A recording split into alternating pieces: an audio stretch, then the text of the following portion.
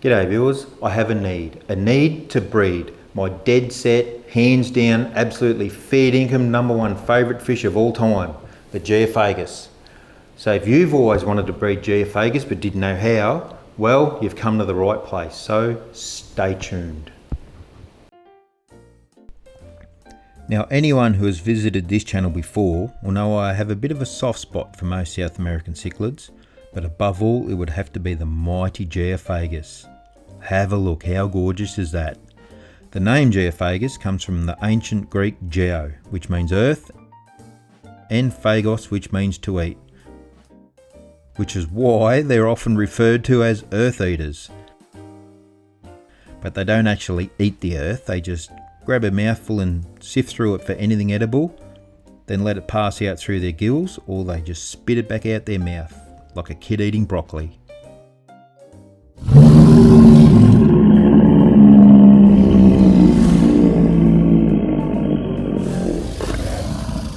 Hailing from South America, these are beautiful, colourful fish, and they show a wide variety of colours depending on the species.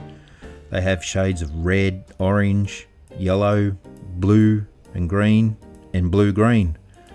And add to that those long trailing fins, and these fish can and will enhance the overall look of your tank.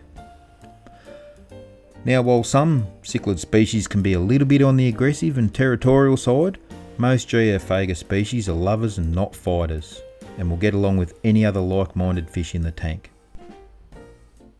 And this Karen just made a liar out of me, just showing us she does have a bit of a nasty streak occasionally.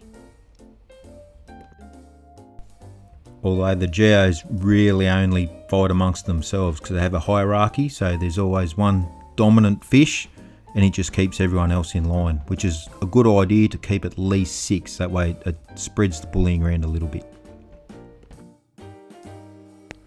But look, the best reason to keep Geophagus has to be the interesting behaviour.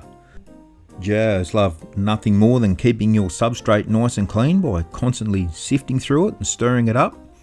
And they also don't mind to dig a pit or two or move a bit of dirt around, which means that every day you get to wake up to a brand new aquascape, and it's never the same 2 days in a row.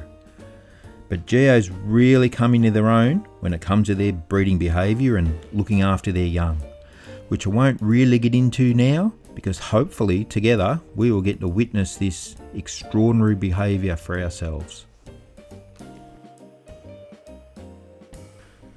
The members of the Eartheater family that call this tank home are Geophagus weinmilleri,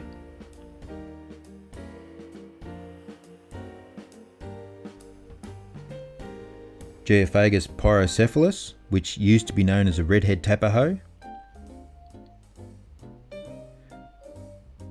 Acarichthes heckelii, or albino threadfinicara, and there are also 4 little green horseface, or which I believe is Satanaperca duripari.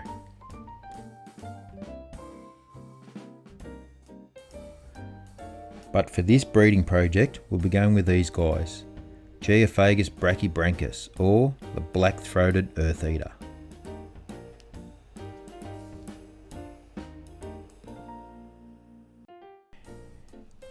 Rightio viewers, our attempt to increase the world's Geophagus population will take place in this tank. It's 4 foot by 18 inches by 18 inches, which is a shade under 250 litres or 65 gallons for our friends in the US. And we start off with a nice sandy bottom, so the Geo's got somewhere to dig. I've just used pool filter sand for this one. And even though it's only a breeding tank, I thought it'd probably look a little bit boring, so I decided to stick this big piece of driftwood in there, which I've only soaked outside for a week because I want it to grow all that fungus and give a home for all that microorganisms and stuff, so something for the fry to feed on. And of course it didn't fit, so I took it outside, trimmed it down a little bit, and there we go. And to secure it to stop it falling over, we'll bung a couple of zip ties up the top there.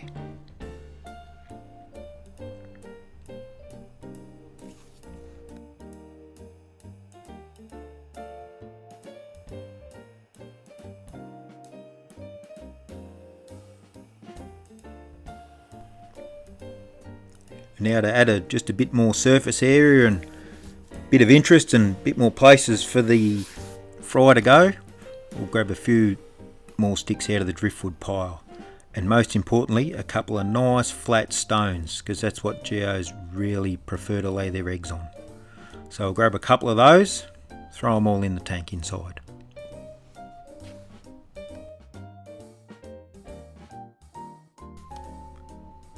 So we'll drop the sticks in there, they'll eventually sink, and then place our rocks strategically. And plenty of room around the rock, because they will want to dig a really big pit and have an area that they can defend, even though in this tank there won't be anything to defend against.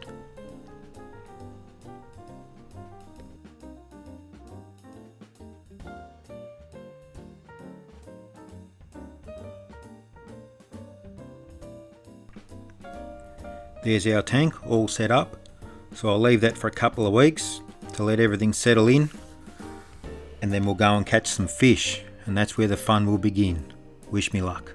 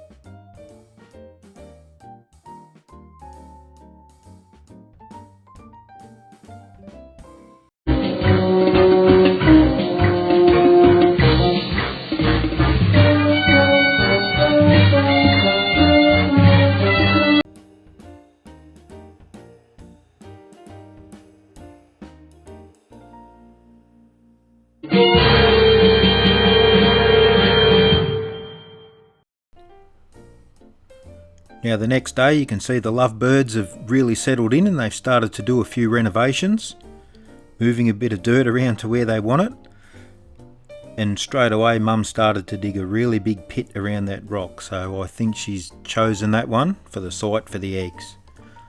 So while she's very busy there,